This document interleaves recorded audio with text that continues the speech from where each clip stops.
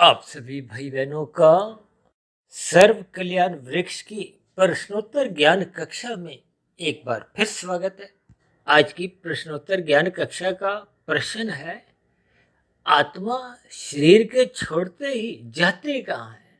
हालांकि देखिए, ये प्रश्न अपने आप में कोई शब्दों का विषय नहीं है।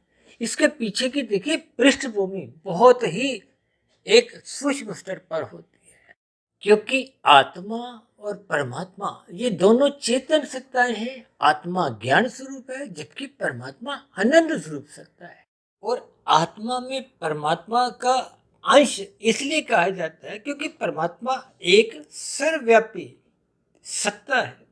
परमात्मा आनंद स्वरूप सत्ता है। आनंद में ज्ञान नित्य रहता है और आत्मा ज्ञान स्वरूप है, जबकि आत्मा परमात्मा में नहीं है। परमात्मा के दिव्य गुणों में ये जो चेतनता का एक गुण है, वो आत्मा का एक नित्य गुण है।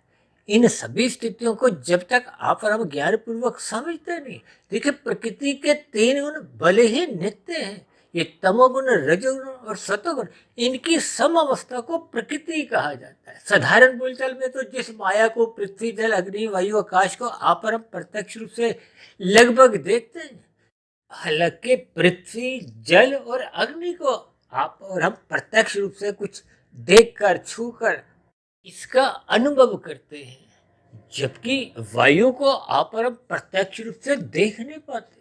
जबकि वायु से भी सूक्ष्म के आकाश, उसका तो आंखों में कोई प्रत्यक्ष बोध भी नहीं होता। देखिए, ये सभी स्थितियां बहुत ही सूक्ष्म स्तर पर है, जिनको शब्दों के भीतर में लाना बहुत ही कठिन कार्य होता है। लेकिन फिर भी इन सभी स्थितियों के ज्ञान पूर्वक अर्थ आपको हमें समझ नहीं देगी। ये स्थूल शरीर, सूक्ष्म शरीर, कारण शरीर, ये माया के हैं, प्रकृति के हैं। और इन शरीरों को समझने के लिए देखिए, जो 84 लाख प्रकार की जोनि है, वो स्थूल शरीर की है। स्थूल शरीर के स्तर पर ही आत्मा परमात्मा का प्रवेश होता है, या यूं कहो कि आत्मा परमात्मा सूक्ष्म शरीर और कारण शरीर के साथ ही आते ही वो स्थूल शरीर का एक निर्माण करते हैं। देखिए, ये बहुत ही शब्दों की सूक्ष्म प्रक्रिया है, क्योंकि हमारे आध्यात्मिक ज्ञानात्मक चैनल पर सुबह शाम जो वीडियो प्रसारित होती है, विशेष रूप से देखिए ब्रह्म मुहूर्त ज्ञान उपदेश कक्षा में प्रकृति के तीन गुणों से ही आपके हमारे जो तीन शरीर हैं, स्थूल शरीर, सूक्ष्म शरीर, कारण शरीर, और जो आपका प्रश्न है वो देखिए स्थूल शरीर का और आत्मा का संबंध है। यानी कि स्थूल शरीर से जब आत्मा निकलती है तो वो स्थूल शरीर एक मृत्यु के समान शव माना जाता है, और यही आत्मा परमात्मा के साथ, सूक्ष्म शरीर और कारण शरीर के साथ जब किसी गर्भ का एक स्थिति बनाती है,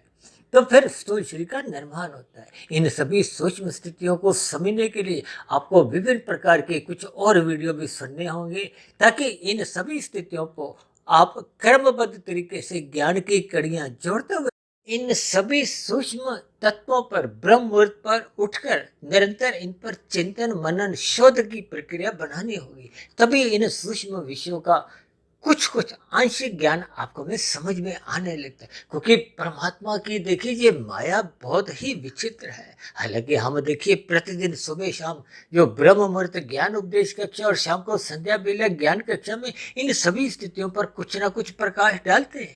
इन्हीं शब्दों के साथ प्रश्नोत्तर ज्ञान कक्षा को यहीं विश्राम देते हैं। फिर एक नए प्रश्न के साथ पुनः मिलते हैं। तब तक सुधीर भाटिया फकीर को आप इजाजत दें। आप सभी भाई बहनों का इस चर्चा विशेष को ध्यानपूर्वक सुनने के लिए बहुत बहुत धन्यवाद।